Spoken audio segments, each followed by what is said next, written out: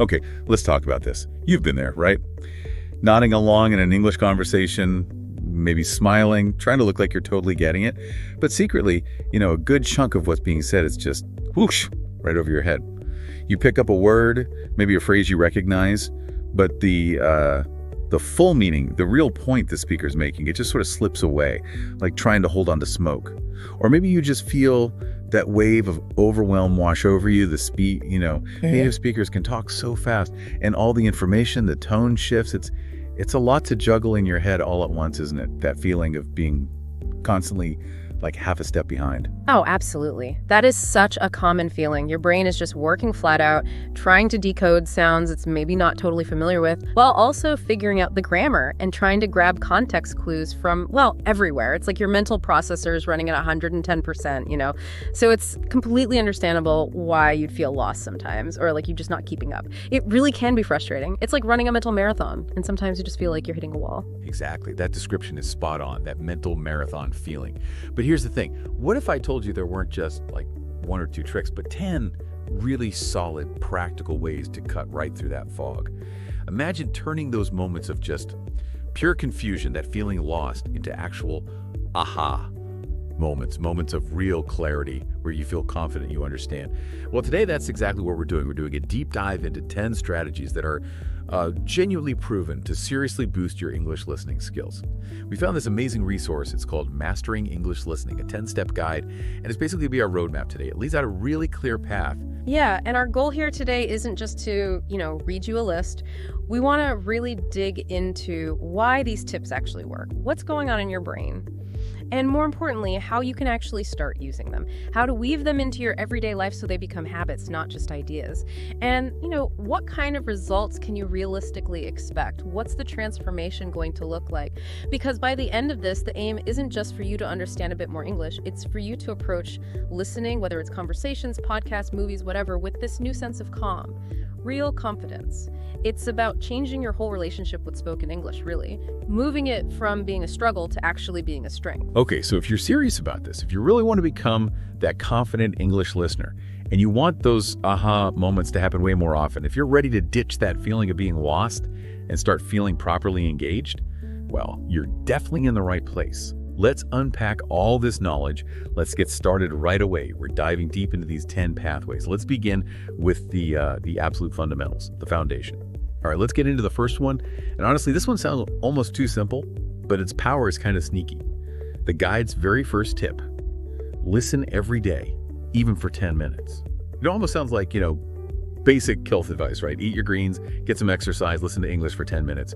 But the simplicity, that's actually the key here. It's achievable. We're not talking hours of intense study that just burned you out. We're talking about something manageable. It's fascinating when you look at the neuroscience behind this. It's all about consistency, habit formation. See, your brain isn't just like passively recording words.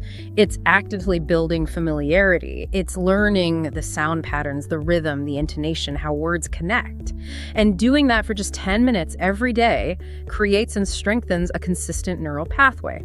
Think like carving a little groove in your brain for English. Each little session deepens it. And that regular low-pressure exposure, it's way more effective in the long run than, say, trying to cram for 2 hours once a week. That just leads to overwhelm. It's about building momentum slowly but surely. You're basically creating a kind of ambient language environment for yourself, a bit like how native speakers just absorb it from birth, without consciously studying it. That totally makes sense. You're not force-feeding your brain, you're conditioning it, like building muscle memory, but for your ears.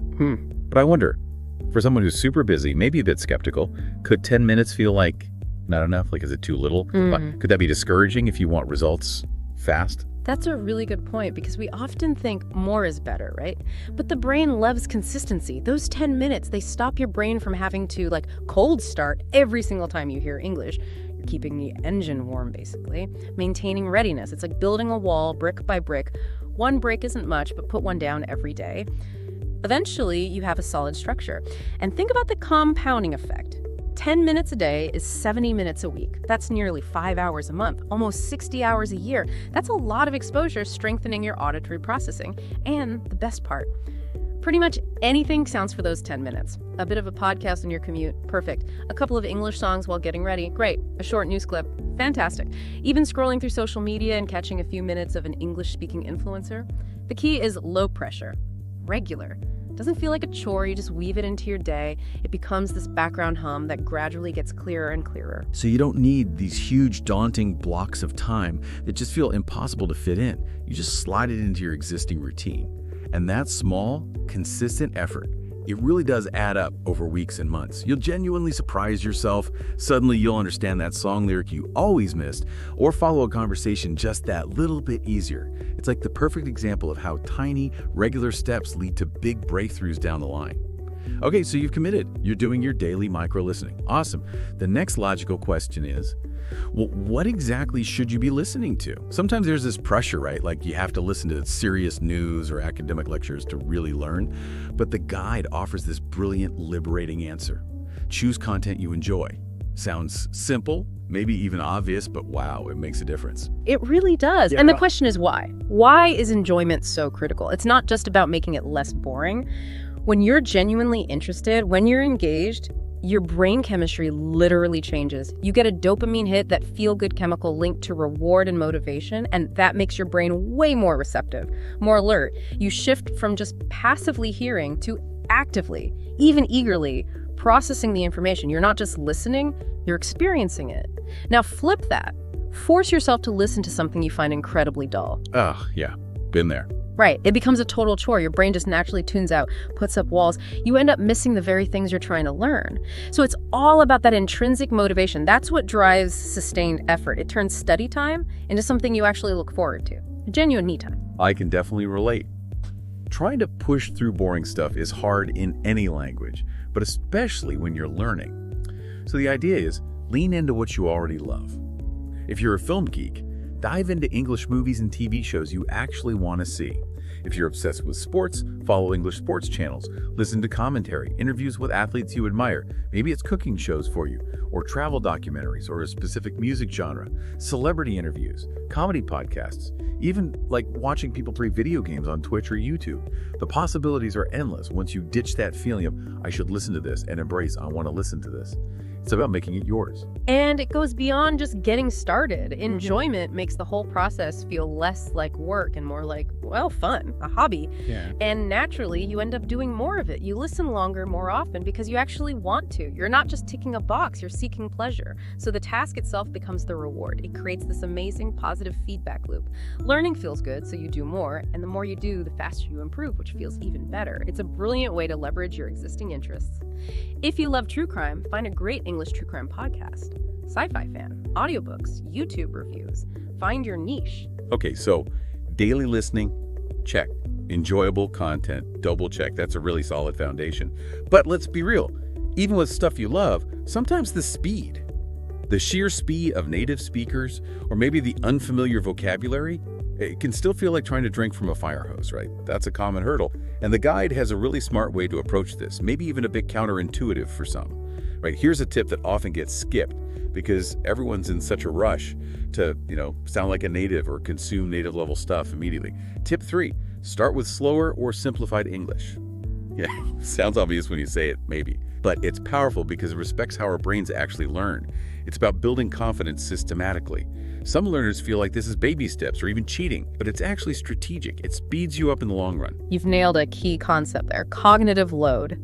Our brains, well, they have limits on how much new information they can juggle effectively at one time, especially when it involves multiple complex tasks at once, like decoding sounds, new words, grammar, context, all flying at you super fast. Think of your brain like a computer with limited RAM. Try to run too many demanding programs like processing rapid, complex native speech, and it just slows down, freezes, or crashes. You feel overwhelmed. Yeah, that freeze feeling is definitely familiar. Exactly. That's high cognitive load. Simplified English dramatically reduces that load. It lets your brain focus its resources more effectively on fewer things. Core words, basic structures, clear pronunciation, without being totally swamped. It's like, learning to swim in the shallow end first. You master the basics, get comfortable, build confidence before you head into the deep water with the strong currents. You wouldn't just jump in the deep end as a beginner, would you? No way. You'd set yourself up for failure. So it's about smart preparation. The guide specifically mentions things like podcasts designed for English learners. They often speak slower, more clearly, sometimes even explain tricky words. News reports aimed at learners are great too. VOA Learning English, BBC Learning English, that kind of thing. Even children's stories or cartoons. They use simpler language and clear speech.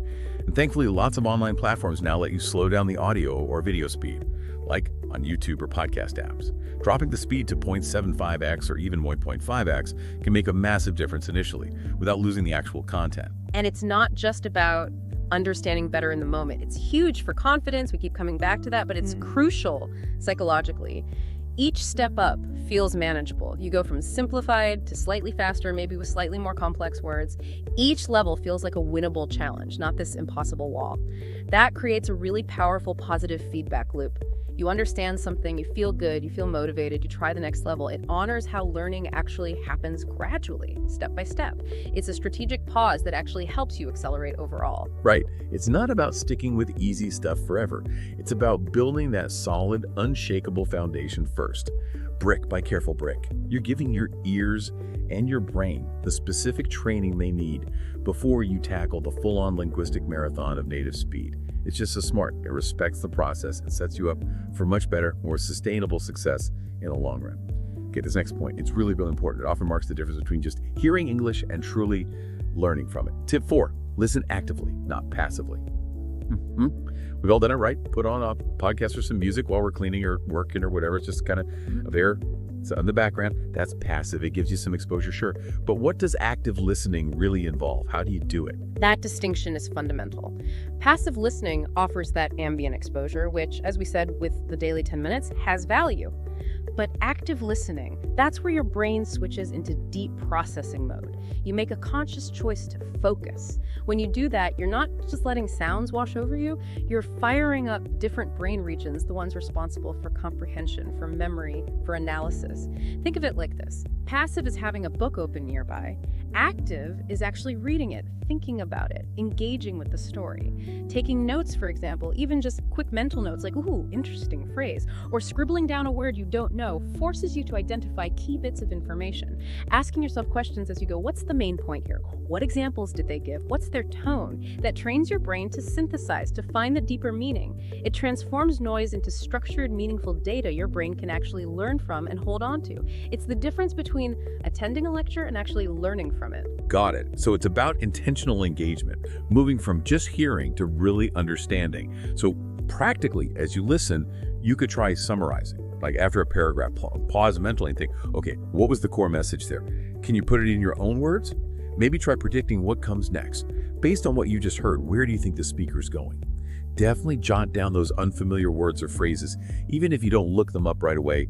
Just noticing them and writing them down starts the learning process. You can even pause and try to rephrase what was just said.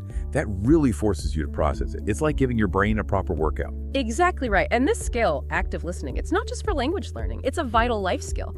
Critical thinking, remembering information, communicating effectively, it applies everywhere. Academics, work, even with social situations. It trains your brain to filter out the noise, extract the important stuff, the actual value, instead of just passively absorbing sound waves. It sharpens your cognitive abilities in a way that just letting stuff play in the background simply can't. You're building stronger pathways for comprehension. You move beyond just getting the gist to really getting it. Yeah, extracting that real value. But sometimes, even when you are focused, maybe the words are still a blur, or you can't quite connect the sound to the words you know on paper.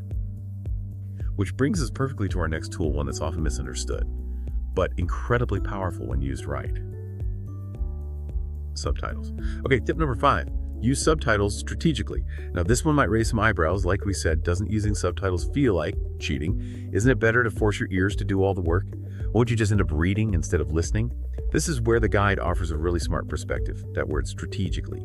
That's everything. Yeah, that's a very common worry, that subtitles are a crutch that hinders real listening development. But used strategically, they actually enable a really powerful multimodal learning process. You're engaging both your hearing and your sight. So, step 1, watch or listen with English subtitles. As you do, your brain makes a direct, explicit connection. Ah, that's the sound that goes with that written word. It reinforces vocabulary, makes pronunciation concrete, and helps you see where words blend together in natural speech. It's like giving your brain a real-time map of the sounds. Then, and this is the crucial part, the strategy, you immediately watch or listen to the exact same piece of content again, but this time without the subtitles. Ah, okay, so it's a two-step process. Exactly. That second time, your brain is forced to rely purely on sound, but it's not starting from scratch. It's testing and strengthening those connections you just made with the visual aid. It bridges that gap between recognizing a word when you see it and truly understanding it when you only hear it. It's a controlled, super efficient way to train your ears. Best of both worlds, really. That makes so much more sense. It's like training wheels or scaffolding. You use it to build a skill, then you take it away to prove you can do it yourself. So you could try this. Pick a short scene from a movie, maybe just a minute or two, or a quick news segment. First time, English subtitles on. Really pay attention. How do the sounds match the words? Notice the rhythm, the lunked words, those reductions like gonna or wanna. Then right away, watch the same clip again. No subtitles. And just notice, you'll likely be amazed how much more clicks into place. Your brain has had that initial map, now it can navigate by sound alone much better. It's particularly good for sorting out words that sound similar homophones, and for really getting a handle on connected speech, where native speakers run words together. It's also great for catching sentence stress and rhythm. You're essentially giving your brain a little cheat sheet first, then immediately testing its ability to recall and apply that information using only auditory input.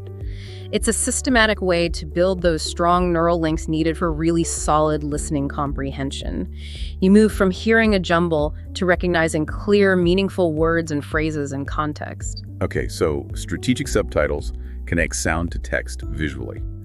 Our next technique takes that connection even further, getting your own voice involved, making it even more active. All right, this next one is super dynamic. I have to admit, it's one of my personal favorites. It feels like a language learning superpower, honestly. It's the shadowing technique. This isn't just about listening, it's about doing. It's physical. Shadowing is incredibly effective, precisely because it trains your mouth and your ears at the exact same time.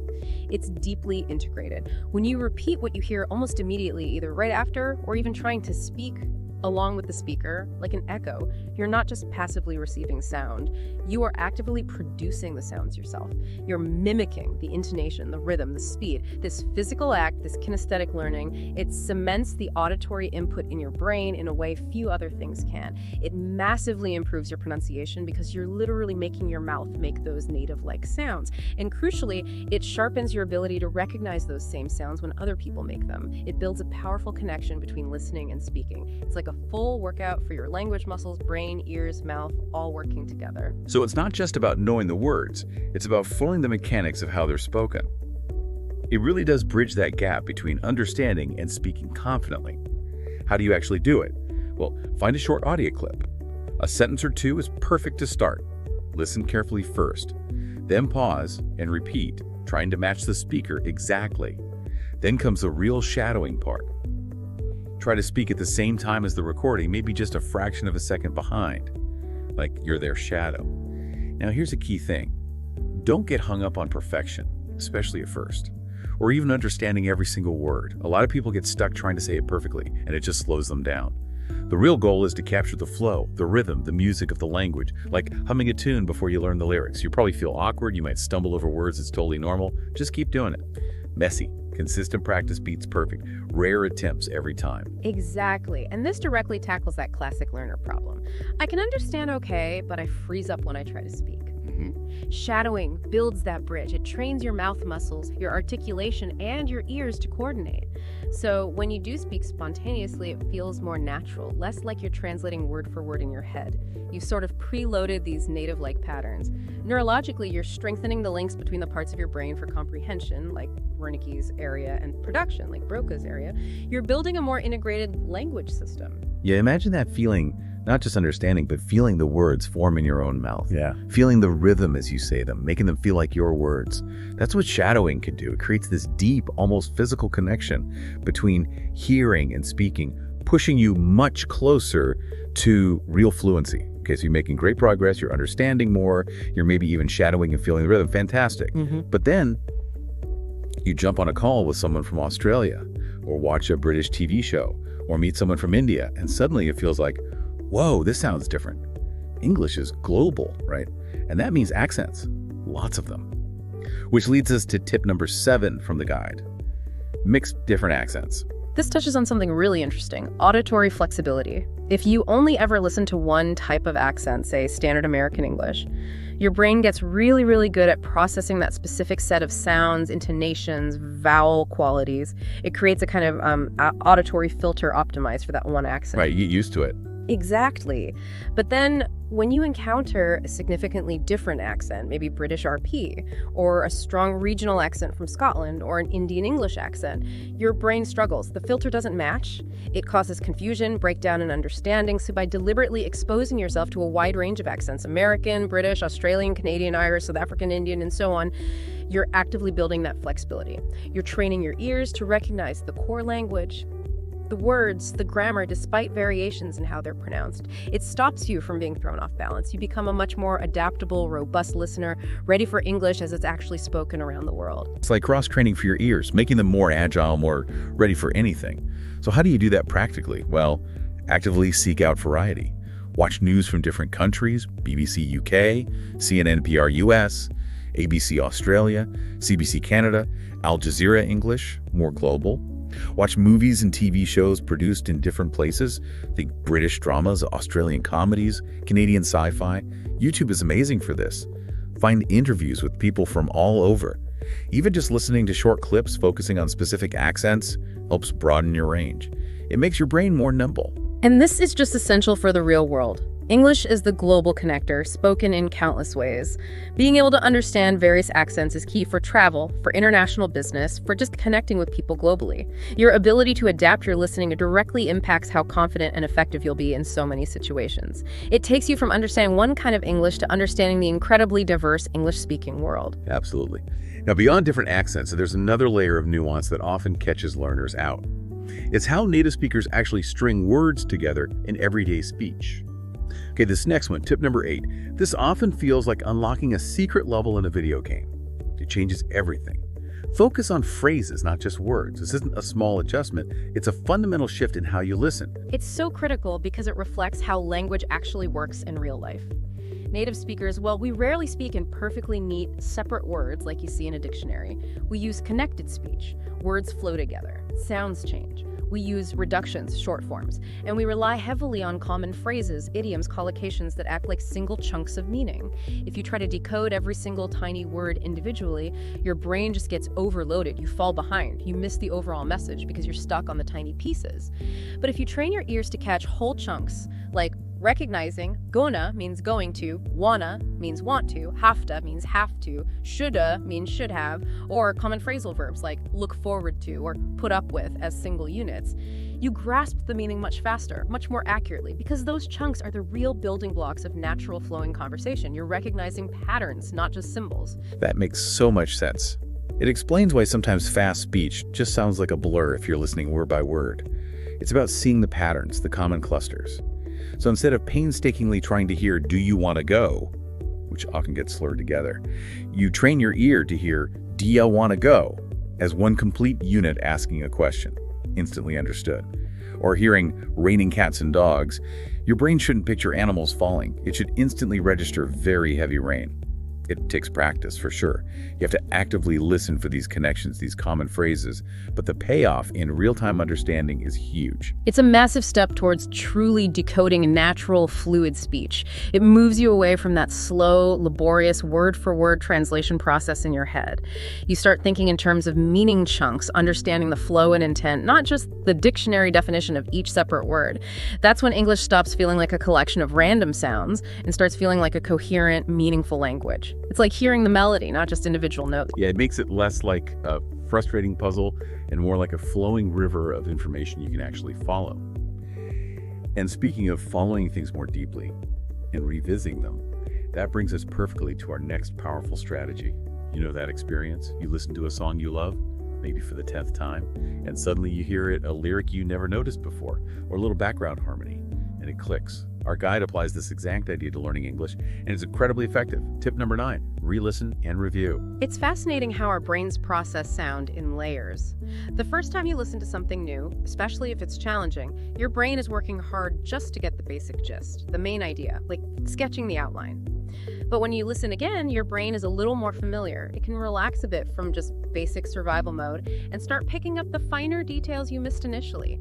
Maybe it's specific vocabulary words, or the subtle way the speaker uses intonation for emphasis or emotion, or those tricky connected speech beats we just talked about. Each repetition strengthens the neural pathways. It solidifies your understanding and locks it into memory more effectively. It's not just mindless repetition, it's like peeling an onion. Each listen reveals a new layer, adding depth and richness. You build a more detailed mental picture each time. I love that onion analogy. You're not just hitting replay, you're digging deeper each time. So how can you do this practically? Choose a short audio clip, 30 seconds, maybe a minute, a podcast segment, news clip, whatever. Listen once, just for the main idea. Don't stress about missed words. Just, what's it generally about? Listen again. This time, actively try to catch maybe 2 or 3 new words or phrases that jump out. Maybe jot them down. Listen a third time. Now maybe focus purely on the speaker's pronunciation or their rhythm or how they link words. For a real deep dive, you can even try transcribing it, writing down everything you hear. That forces intense focus and shows you exactly where the gaps in your understanding are. And this technique works brilliantly when you combine it with others, like listen actively first, tip 4, then re-listen with strategic subtitles, tip 5, to clarify things, then listen again without subtitles to test yourself, then maybe one last time just to appreciate the natural flow. This layered approach to repetition is fundamental for moving beyond just surface understanding to really internalizing the language. It's smart, targeted re-engagement, not just hitting play over and over. It builds stronger, more robust connections in your brain. All these techniques are fantastic tools. Seriously powerful when used together, a whole toolkit for transforming your listening. But none of them will really deliver lasting results, none will stick without the right underlying foundation, the right mindset. And that brings us to our final tip, which is arguably the most crucial one of all.